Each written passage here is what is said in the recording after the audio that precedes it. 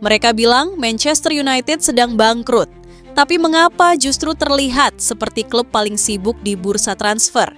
Dalam beberapa bulan terakhir, rumor yang beredar menyebutkan bahwa Setan Merah sedang dalam masa penghematan besar-besaran. Bahwa klub ini harus hati-hati mengatur arus kas, tak bisa sembarangan mengeluarkan dana untuk belanja pemain, bahkan dikabarkan harus menjual dulu sebelum membeli. Tapi, apa yang terjadi? Kemudian justru membingungkan banyak orang. Angka 200 juta pound yang dikucurkan untuk mendatangkan amunisi baru langsung membuat narasi krisis itu terasa seperti ilusi. Bagaimana mungkin klub yang disebut kehabisan uang bisa begitu royal di pasar transfer? Beberapa menuduh ada permainan akuntansi, sebagian lagi menyebut ini hanya taktik lama, bermain sebagai underdog di meja negosiasi agar harga pemain bisa ditekan. Namun di balik semua itu, yang jelas Manchester United masih punya daya beli besar, lebih dari yang mereka akui sebelumnya. Ini bukan sekadar soal uang, ini soal citra, soal strategi, dan mungkin juga soal tekanan. Fans ingin perubahan, klub butuh bukti bahwa proyek baru berjalan ke arah yang benar. Maka, sebesar apapun narasi tentang krisis keuangan, pada akhirnya United tetap bergerak agresif di bursa. Dan dunia kembali mengingat satu hal, klub sebesar Manchester United jarang benar-benar kehabisan opsi, termasuk dalam urusan uang. Sebelum lanjut, jangan lupa like, subscribe, dan nyalakan loncengnya dulu ya. Manchester United tercatat sebagai klub dengan net spend tertinggi ketiga di Premier League musim ini.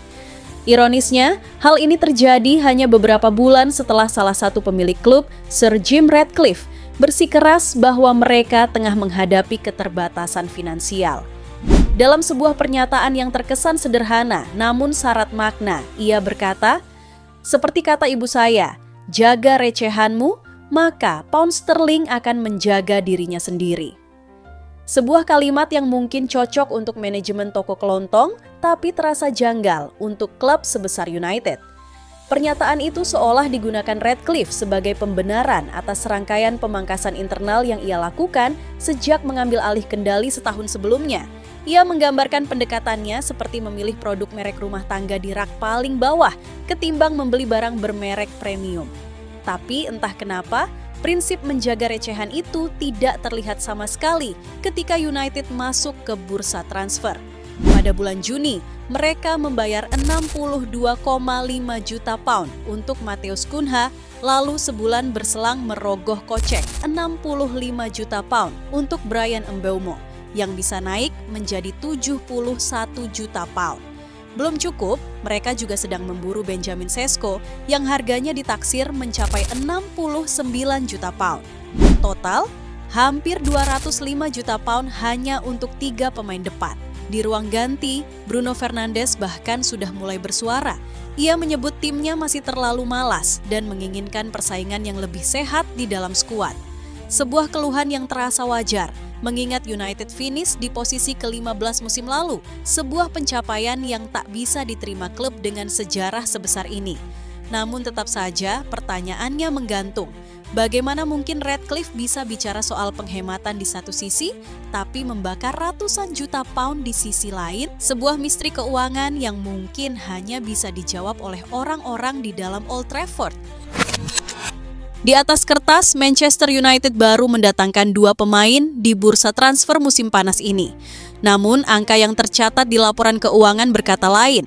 Mereka berada di posisi ke-5 dalam total pengeluaran transfer di Premier League, di bawah Liverpool, Chelsea, Arsenal, dan Manchester City. Tapi yang membuat banyak pihak mengernyit adalah posisi mereka dalam urusan net spend, yakni uang keluar dikurangi pemasukan. Dalam kategori ini, United nangkring di posisi ketiga, hanya kalah dari Arsenal dan Liverpool. Padahal, mereka belum menjual satu pun pemain. Sementara Liverpool bisa meraup 115 juta pound dari penjualan 4 pemain penting seperti Luis Diaz dan Trent Alexander-Arnold. Dan Chelsea bahkan lebih besar lagi dengan 131 juta pound dari nama-nama seperti Noni Madueke dan Joao Felix. United justru terlihat pasif. Bahkan setelah menyatakan siap melepas beberapa nama besar, Marcus Rashford, Alejandro Garnacho, Anthony Malacia, hingga Jadon Sancho. Baru satu pemain yang benar-benar keluar, Rashford. Itu pun hanya dengan status pinjaman ke Barcelona tanpa biaya transfer di muka. Meskipun dengan opsi pembelian permanen senilai 26 juta pound di musim panas mendatang. Tapi jangan salah, meskipun terlihat seperti kepergian cuma-cuma, United sebenarnya berhasil menghemat sekitar 17 juta pound dari gaji Rashford yang kini ditanggung penuh oleh Barcelona. Belum lagi pemasukan tambahan dari klausul sell-on atas 3 pemain yang sudah lama dilepas, Elanga, Carreras, dan Oyedele. Elanga yang dulu dijual ke Nottingham Forest dengan klausul 20%, kini menghasilkan 6 hingga 8 juta pound setelah dibeli Newcastle. Carreras yang dulu ke Benfica seharga 6 juta euro, kini membawa bonus 9 juta euro dari kepindahannya ke Real Madrid. Bahkan Maxi Oyedele yang dilepas ke Polandia pun menyumbang 2,4 juta euro ketika pindah ke Strasbourg. Tanpa menjual siapapun musim ini, United sudah dapat sekitar 18 juta pound dari kesepakatan lama. Dan disinilah letak siasatnya. Dengan uang hasil penghematan tersembunyi itu, United bisa membayar Mbeumo dan Cunha tanpa harus merogoh kantong terlalu dalam. Keduanya memang berharga total 130 juta pound, tapi karena sistem cicilan, mereka hanya perlu mengeluarkan sekitar 37 juta pound musim panas ini, sama seperti orang mencicil rumah. Sebuah strategi yang terdengar masuk akal, tapi di sisi lain justru membingungkan. Apalagi jika mengingat pernyataan Jim Ratcliffe beberapa waktu lalu. Ratcliffe sempat menyebut bahwa meski mereka tidak membeli pemain baru, United tetap harus membayar cicilan pemain-pemain masa lalu seperti Sancho, Casemiro, Onana, hingga Anthony yang masing-masing masih menelan biaya sekitar 17 juta pound musim ini. Ia mengeluhkan beban keuangan itu seolah klub ini sedang hidup dari utang warisan. Tapi pada kenyataannya, musim panas ini mereka tetap aktif. Mereka tetap belanja.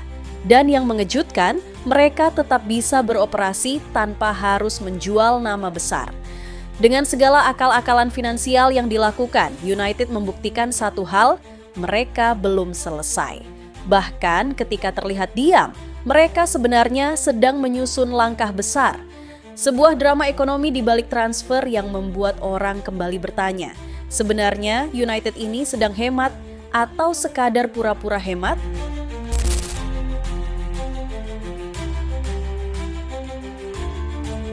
Manchester United juga punya ruang gerak lebih longgar di pasar karena manuver cerdas yang mereka lakukan sejak Januari lalu.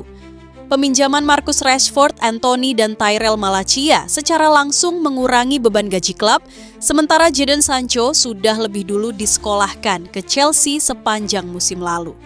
Di balik layar, pemangkasan biaya operasional yang diawasi langsung oleh Sir Jim Ratcliffe juga ikut berperan besar. Semua itu memberi napas tambahan bagi United, memungkinkan mereka bersaing dengan Newcastle untuk mendapatkan Benjamin Sesko dan bahkan membuka peluang merekrut tambahan seperti yang diminta oleh Bruno Fernandes. Namun, untuk menyelesaikan semua kesepakatan tersebut, United kemungkinan harus kembali mengandalkan fasilitas kredit bergulir, sumber dana darurat yang sebelumnya sudah mereka manfaatkan untuk membiayai transfer besar. Awal tahun ini, mereka telah melakukan pembayaran 50 juta pound ke dalam fasilitas tersebut, artinya kini mereka masih bisa meminjam hingga 140 juta pound lagi. Tapi, jalan ini bukan tanpa risiko. Setiap pemanfaatan fasilitas kredit akan menambah beban utang mereka yang sudah sangat besar. Totalnya kini mencapai 713,2 juta pound, dan itu pun dikenai bunga variabel yang bisa naik sewaktu-waktu. Sebagian besar tumpukan utang itu sebenarnya bukan warisan Ratcliffe, melainkan sudah membayangi klub sejak 2005. Saat itu, keluarga Glazer mengambil alih United lewat skema leveraged buyout, membeli klub dengan dana pinjaman, bukan uang mereka sendiri. Hanya sebagian kecil dari 790 juta harga pembelian yang benar-benar berasal dari kantong pribadi mereka. Sisanya ditanggung oleh klub. Dan sampai hari ini bayang-bayang keputusan itulah yang masih menghantui neraca keuangan Manchester United.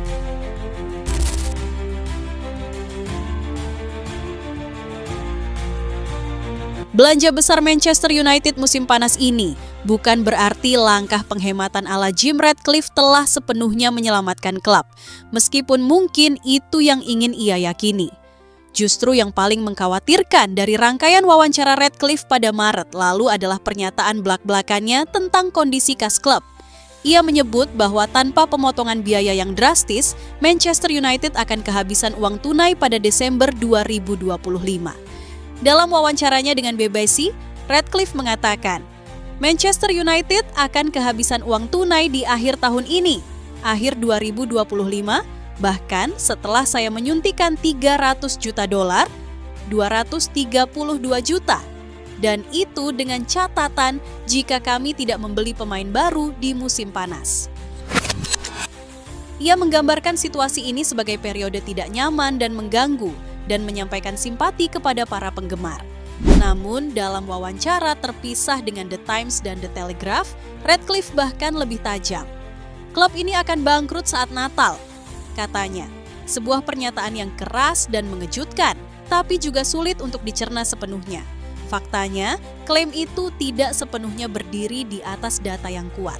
Memang, United berhasil meningkatkan arus kas mereka dari 80 juta pound pada September 2023 menjadi 150 juta pound setahun setelahnya. Tapi, laporan keuangan terakhir per Juni menunjukkan penurunan sebesar 22,5 juta pound hanya dalam satu kuartal. Angka ini sudah mencakup gelombang pertama PHK sebanyak 250 orang, tapi belum mencakup 200 PHK berikutnya yang diumumkan pada Mei.